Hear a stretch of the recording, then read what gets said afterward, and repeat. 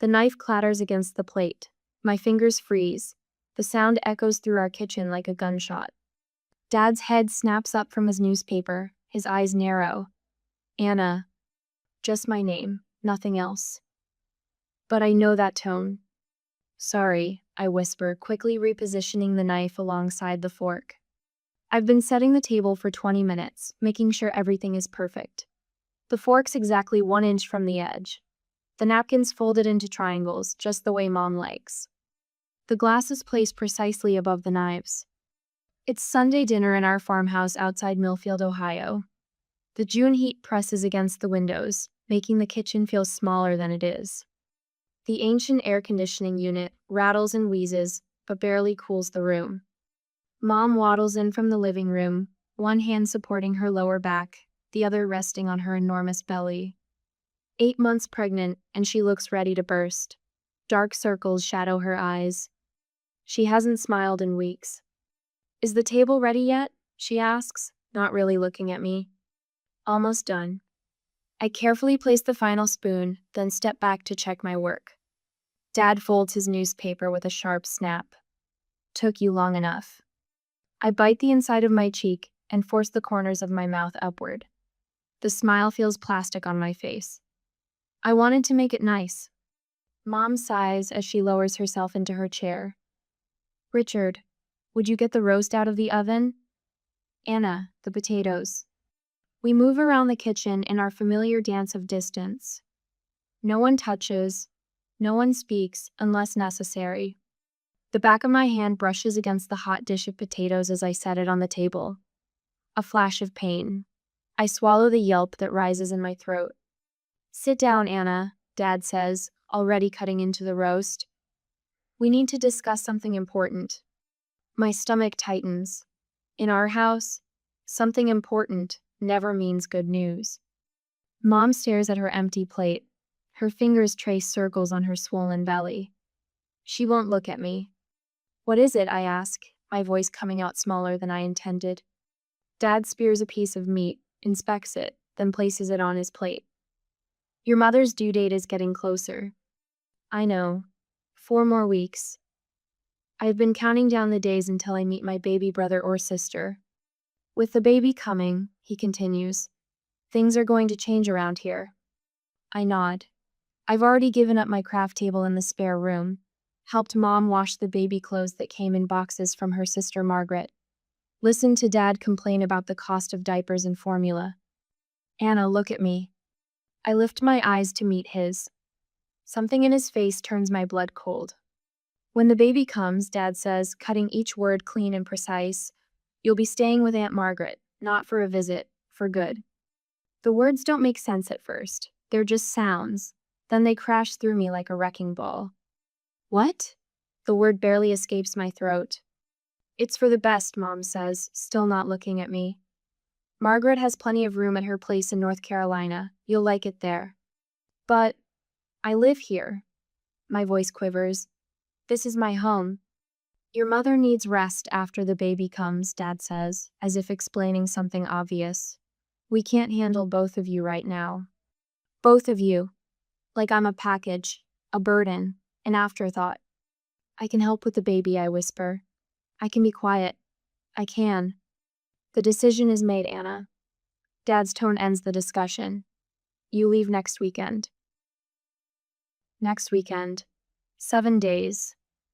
My entire life packed up and shipped away in 7 days. The potatoes on my plate blur through my tears.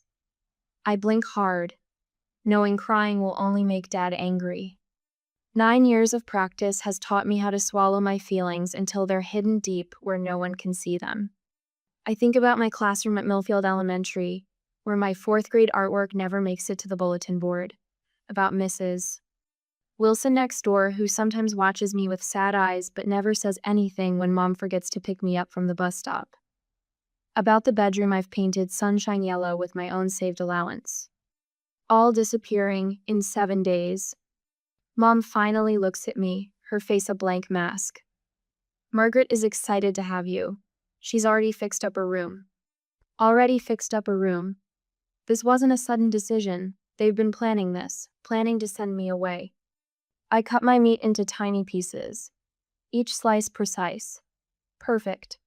If I focus on making each piece exactly the same size, maybe I won't fall apart right here at the dinner table.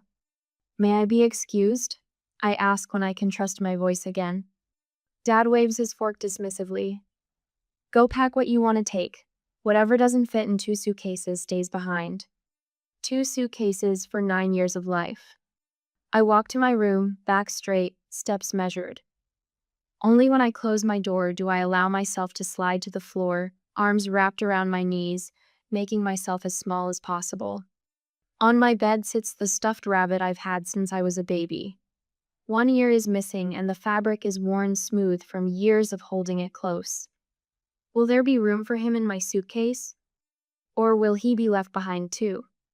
A thought surfaces through the shock. What did I do wrong?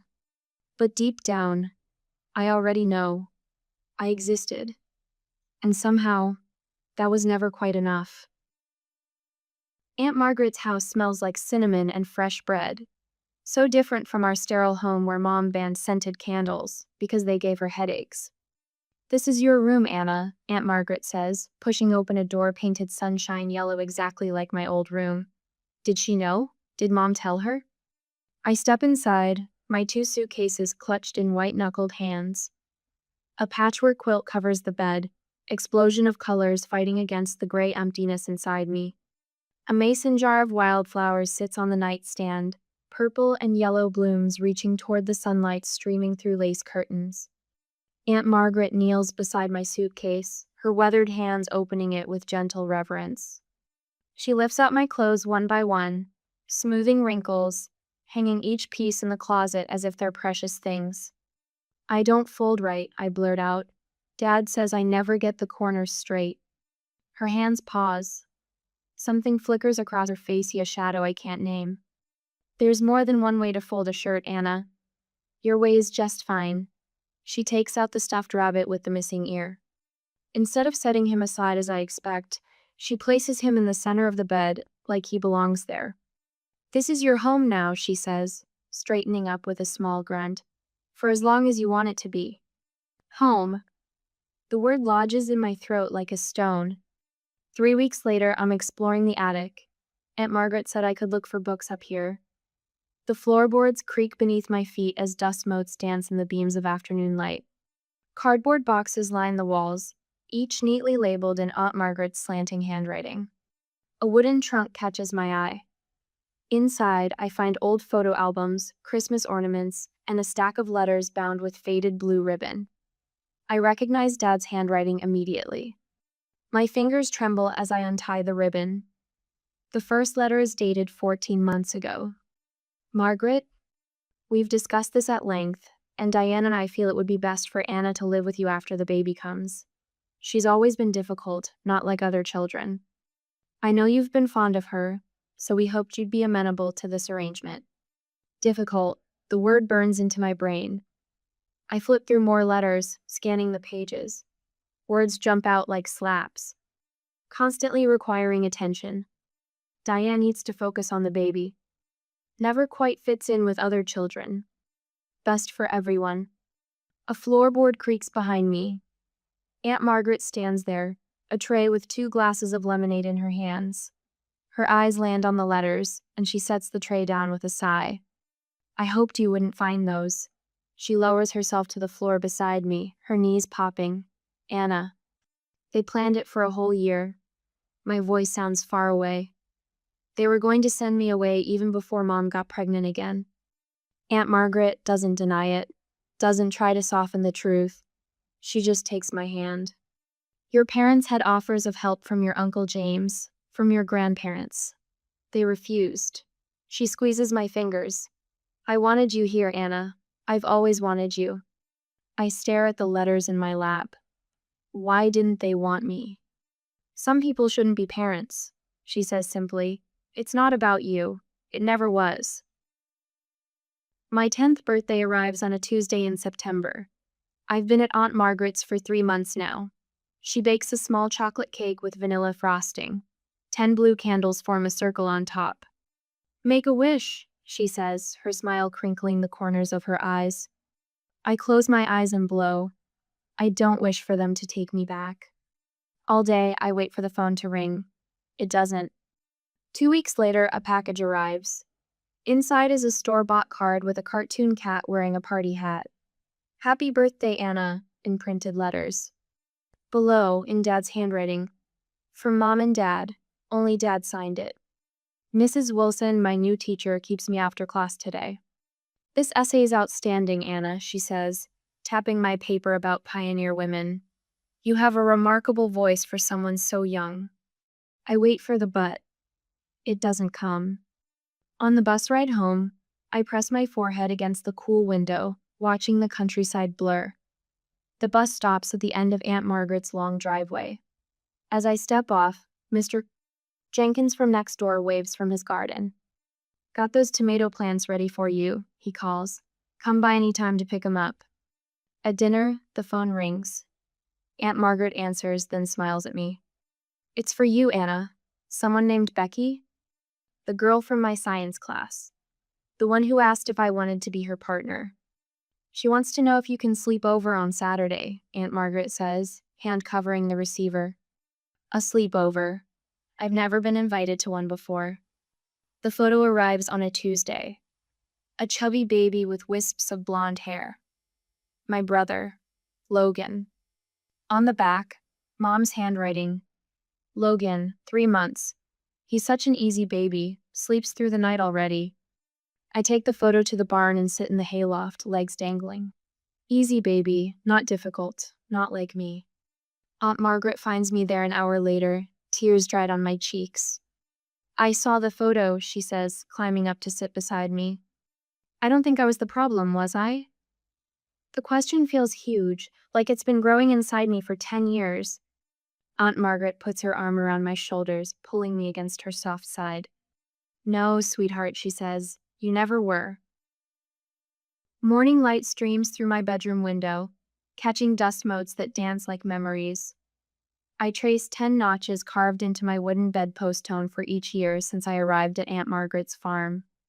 The most recent mark still looks fresh, made just last month on what I've come to call my second birthday. 10 years of transformation can't be measured in simple lines on wood, but they're there all the same. Scrapbooks on my shelf chronicle the journey. Honor roll certificates, a spelling bee trophy, a newspaper clipping of me accepting the class president position. The frightened 9-year-old who arrived with 2 suitcases has bloomed into someone I never imagined becoming.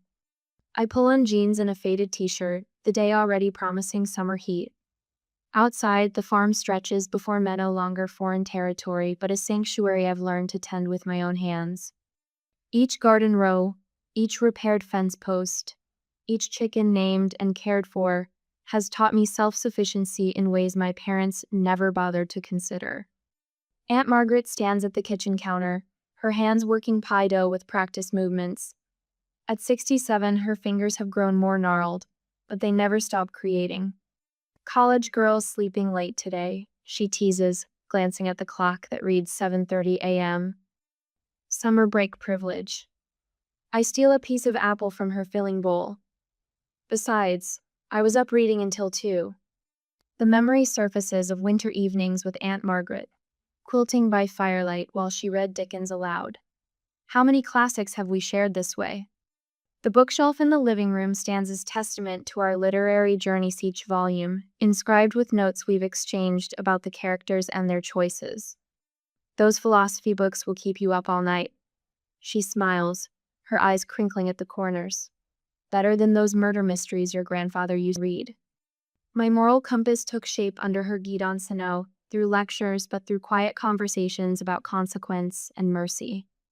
While my childhood home operated on rules designed to minimize inconvenience, Aunt Margaret taught ethics rooted in compassion. The phone rings, interrupting our easy Sunday routine. Aunt Margaret wipes her hands on her apron and reaches for the kitchen landline. Mitchell residence. Her expression shifts, subtle but unmistakable. The slight stiffening of her shoulders, the momentary closing of her eyes.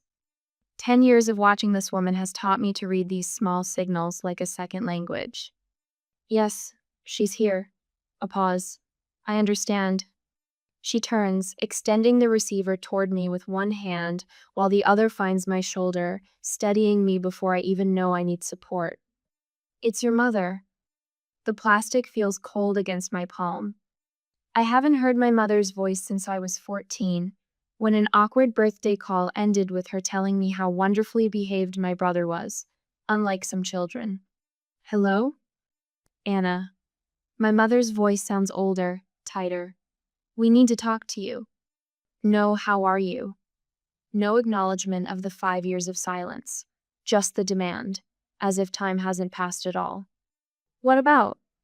I keep my voice neutral, feeling Aunt Margaret's supportive presence as she pretends to busy herself with the pie, but stays within reach. It's Logan. My mother sighs dramatically. He's completely out of control. Over the next 10 minutes, my parents take turns listing my brother's offenses: smoking behind the garage, fighting at school, talking back, a recent suspension. Each transgression recited like evidence in a trial where I'm somehow both witness and accused. The school counselor says he needs more structure. My father's voice cuts in. But your mother's exhausted from trying to manage him. I catch Aunt Margaret's eye. We both recognize what they're not saying: that Logan, now 10, has become inconvenient the way I once was. Anna, you were always so responsible, my mother says, her voice sweetening artificially. And studying psychology too. We thought maybe. You want me to come back? The realization: stone in still water. Just for the summer, my father interjects quickly. To help get him back on track, show him what a good example looks like. The unspoken accusation hangs in the air that somehow Aunt Margaret's influence on me has contributed to their parenting failures with Logan. We need you to come home and help with Logan, my mother says finally, dispensing with the pretense. The Hendersons from church asked about you last Sunday. People are starting to talk. Ah, there it is. The real concern: their reputation in the community. Family should stick together, don't you think? My father adds, his voice dropping into that tone I remember from childhood, the one that sounds reasonable while allowing no disagreement. Something inside me wavers, that little girl still hungry for approval, for belonging. For a fleeting moment, I imagine stepping back into their home, helping my brother, finally earning the love they've withheld. The fantasy plays out in Technicolor. Grateful parents, a brother saved, a family healed. My hands begin to shake. My heartbeat quickens. I look across at Aunt Margaret, who sits silently at the table now, her expression carefully neutral. She won't make this decision, for Mesh never has. My mind flashes to the attic, to the dusty box where I found those letters years ago. She's been difficult since birth. We've tried everything. Margaret, you've always been good with problem children. I take a deep breath. No. Silence on the line. What do you mean, no? My father's voice hardens. I mean, I won't be coming. My voice steadies with each word. You didn't raise me. You replaced me. The sharp intake of breath tells me my arrow has found its mark. How dare you? My mother hisses. After everything we've done. What exactly have you done, Mom? Send a Christmas card every other year? My father's voice takes over, dripping with manufactured outrage. So you're just going to abandon your brother? Like a selfish? Like you abandoned me? The question comes out calm, not accusatory. No, I'll reach out to Logan directly. I'll be his sister, but I won't be your solution.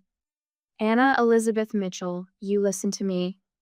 I gently place the receiver back in its cradle, ending the call without raising my voice once. Later, as evening settles around us, Aunt Margaret and I sit on the porch swing. Cicadas create a symphony in the summer darkness. The familiar creak of the chains matches our gentle rocking rhythm. You okay? She asks, her voice soft in the gathering dark. The tears come then, surprising me with their intensity. But they aren't sad tears, they're something else entirely. Release. Relief. Recognition of a truth I've carried for years.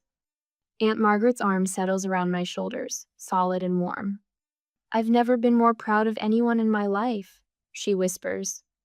I wipe my eyes, watching fireflies begin their nightly dance over the fields. I keep thinking about what I owe them. And what did you decide? Nothing. The word feels like freedom on my tongue. I owe nothing to people who treated me as disable. We rock in comfortable silence, the night wrapping around us like a quilt stitched with stars. What I didn't know then was that my refusal was just the beginning. The family who had dismissed me was about to learn exactly what they had thrown away, and the lesson would come in ways they never expected. The auditorium hums with anticipation. 600 faces turn toward the stage as the dean approaches the microphone. I smooth my graduation gown over my knees and take a measured breath. The Margaret Wilson Award for Leadership and Community Service goes to a young woman who exemplifies resilience, compassion, and vision. The dean's voice carries through the hall. This year's recipient is Anna Mitchell. The applause washes over me like warm rain. I rise, surprised by the steadiness in my legs as I climb the 3 steps to the stage. From the front row, Aunt Margreams. Her silver hair catches the stage lights, forming a halo around her weathered face. She's wearing her good dress navy blue with white piping, the one reserved for church and special occasions. The weight of the engraved crystal award settles into my palms. Cool, substantial. Like the hollow praise my parents once doled out. Thank you, I say into the microphone. The faces blur before me, but I don't need notes for what comes next.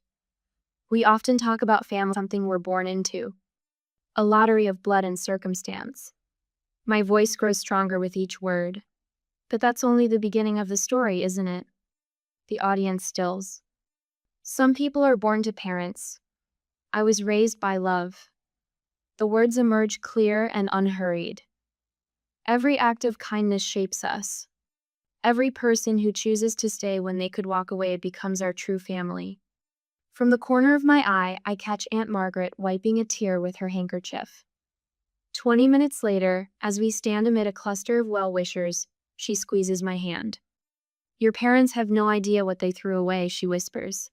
But they soon would. 2 weeks later, my phone buzzes with a message from my childhood friend Becky. Did you know your father's telling everyone at Millfield Hardware he always knew you'd make something of yourself? I stare at the screen, a bitter laugh escaping my throat. He also claimed he supported your education 100%, Becky adds, until Ted Bradford stood up and told everyone he was at your ceremony and didn't see your folks anywhere. The next message arrives before I can respond. Your mom tried the same thing at church. Pastor Williams asked her why they missed such an important day. She couldn't look him in the eye. I set the phone down, a strange calm settling over me. Their carefully constructed narrative, the troublesome daughter they had to send away, is crumbling, the truth emerging like shoots through cracked concrete. Not with a bang, but a whimper. The unknown number appears on my phone 3 days later. I nearly decline the call, thinking it's another credit card offer. Hello? I balance the phone between ear and shoulder while watering Aunt Margaret's geraniums. Silence stretches across the line, then a boy's voice, cracking on the edge of adolescence. Is this Anna? The watering can slips, splashing my feet. Yes. Who's this? Logan. A pause. Your brother. My free hand grips the porch railing. The brother I've never met. The baby who replaced me. I found your number in Dad's office. He continues, words tumbling faster now. In a folder with your college information. They talk about you like you're dead. But I've always wondered. I sink onto the porch swing, unable to form words. I've been following you online, he admits. Your speech at the awards ceremony went viral, you know. That's how I recognized you. You look like Mom, but different somehow. Happier, I suggest, finding my voice at last. His laugh comes short, hollow. Yeah, that's it. Another silence. I wish I had grown up with you instead. Maybe I wouldn't be like this. My heart cracks open for this boy I don't know, carrying wounds I recognize. Like what? Broken, he whispers. We develop a system. Sunday night calls after our parents go to bed. Books shipped to a friend's house. Small acts of resistance and connection. Stand up straight when he yells. I tell Logan. He hates that. Bullies want you to cower. I tried it, Logan reports the following week. He got so red I thought he'd explode. You're not the problem, I remind him, echoing Aunt Margaret's words from long ago. You never were. One evening, I introduce Logan to Aunt Margaret via video chat. Her face softens at the sight of him, this boy, with my eyes and our mother's chin. Well now, she says, adjusting her reading glasses. Aren't you the spitting image of your granddaddy Harold? Logan's face lights up. My grandfather? They never talk about him.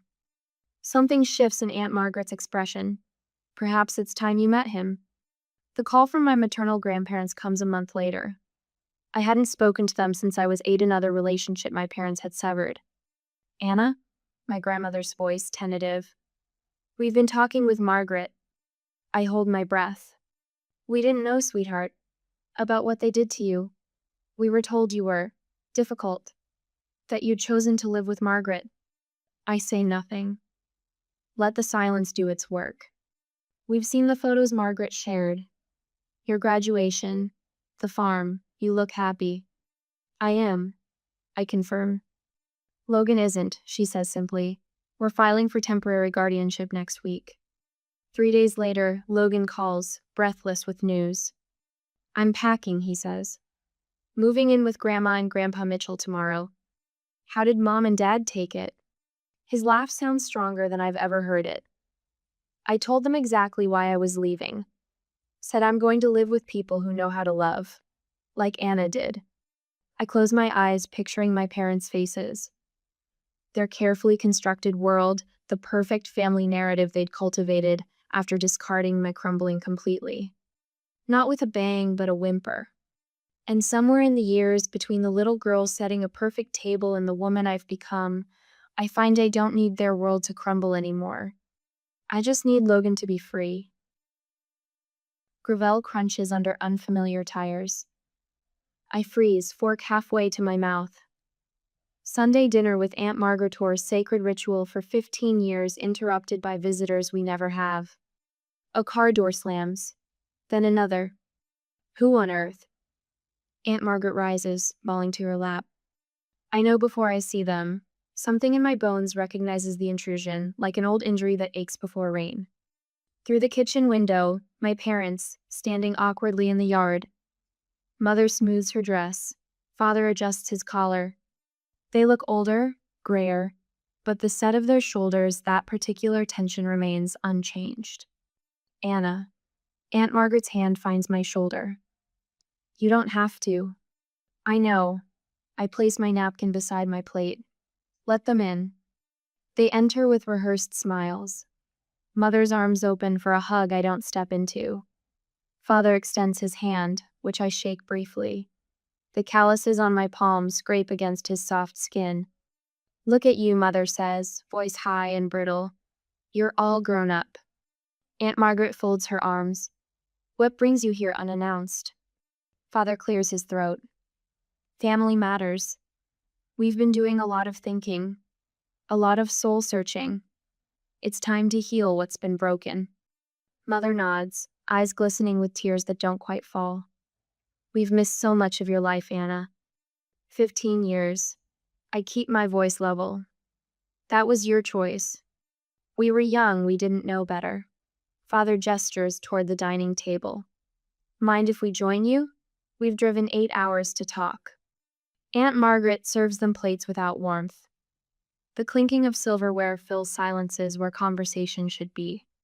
Logan's doing well with Mother and Dad, Father says, as if commenting on the weather.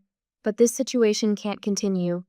We need to present a united front for the custody hearing. Mother kicks him under the table. Too late. So that's why you're here. The pieces slot into place. Not to heal anything. You need me to testify against my grandparents. Blood is thicker than water, Anna. Father leans forward. We're still your parents. We've missed you every day. Mother's hand reaches for mine across the table. I move mine to my lap. If we could do it all over again. But you can't, I finish for her. Father pulls out his phone. Let's take a photo, the three of us. Show the judge we're working things out. You can post it on your social media. I stand. Let's talk on the porch, just us. They follow me outside like I'm the parent, they the children. I pour 3 glasses of sweet tea from the pitcher we keep cooling. Ice cubes clink against glass. A perfect host. 15 years ago, I begin. You sent me away with 2 suitcases. You never called on my birthdays. Never asked how I was doing in school. Never sent Christmas presents that weren't afterthoughts. I take a measured sip of tea. Now you need something from me, so suddenly I'm your daughter again. Father starts to interrupt. I raise my hand. He stops. I found the letters, in Aunt Margaret's attic. The ones where you called me difficult. Where you planned for months to send me away after Logan was born. Mother's face strains of color. Those were private. Yes, private plans about my life. Made without considering I was a person, not a problem to solve. I recite from memory. She's always been too much work, too demanding. The new baby deserves parents who aren't exhausted from dealing with her issues. The words still cut, even now. Father shifts, uncomfortable in the wicker chair. We were under tremendous stress. You have to understand. I do understand. Better than you think. From my pocket, I withdraw a small notebook. Flip it open. The real reason you're here isn't Logan's welfare. It's your reputation. The neighbors talk. Your church friends wonder. Your coworkers ask questions. Mother's hand trembles around her untouched tea. What will people think if this continues? That's always been your primary concern, hasn't it? A cardinal lands on the porch railing, brilliant red against weathered wood. I watch it until it flies away. I forgive you, I say finally, surprising myself with the truth of it. But I don't need you in my life. I won't testify against my grandparents. And I fully support Logan living wherever he feels safe and valued. Father's face darkens. After everything we've done for you, what exactly did you do for me? My voice remains steady while his rises. Name one sacrifice you made, one time you put my needs before your convenience. The silence speaks volumes. I stand. I'll show you to your car. They rise, mother wiping tears, father's jaw clenched tight enough to crack teeth. We're still your parents, he shouts as I walk them down the steps. I turn at the bottom, sun warm on my back, and look up at Aunt Margaret standing in the doorway. Her face lined with years of quiet strength and unconditional love glows in the afternoon light. No, I say, pointing toward the porch. She is. Their car disappears down the long driveway, dust settling in its wake. Aunt Margaret's arm circles my shoulders as we watch together. You held your peace, she whispers. I nod, something unfurling in my chest like spring's first bloom. Not joy, exactly. Something steadier. The quiet strength of knowing my own worth. My fingers tighten around the rolled diploma as I cross the stage. The weight of it, this physical proof that I've completed my master's in child psychology, feels almost sacred. 5 years of work culminating in this moment. Anna Elizabeth Mitchell, the dean announces, her voice carrying across the auditorium. From the audience comes a cheer that makes me look up. There they are, me real family. Aunt Margaret, in the blue dress she sewed just for today, her arthritis-bent fingers clutching a handkerchief. Beside her sits Logan, 15 now, and shooting up like a weed, practically vibrating with excitement. My grandparents' She's guardians now beam from the row behind them. The empty seats where my parents might have sat don't ache anymore. Their absence was my choice. I remember another ceremony, 4th grade perfect attendance. I stood on stage scanning an audience of parents, finding no familiar faces. The crushing weight of being forgotten squeezes my chest for just a moment before dissolving. Look how far we've come. You're getting pretty good at that, I tell Logan, watching him adjust the telescope on Aunt Margaret's back porch. Friday night stargazing has become a ritual during his weekend visits. Saturn's rings are visible tonight, he says, voice cracking with adolescent excitement rather than pain. 5 years ago, he was a furious 10-year-old, throwing rocks at windows and cursing teachers. Now he's explaining planetary alignments, his eyes clear, his smile genuine. Remember when you taught me about Orion? He steps back so I can look. My first night here? I remember. How small he seemed then, hunched against the porch railing, suspicious of kindness. The way he flinched when I raised my hand to point at stars. You're a good teacher, he says, checking his watch. You should bring those kids from your counseling center out here sometime. The thought warms me. Just yesterday, a 7-year-old girl with haunted eyes whispered, "Was it my fault?"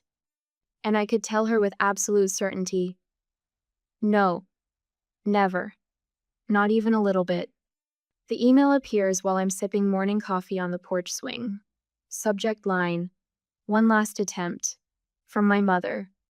My finger hovers over delete, but something stops me. I open it. Anna. No excuses. I failed you. Not because I was young or stressed or unprepared, but because I lacked courage.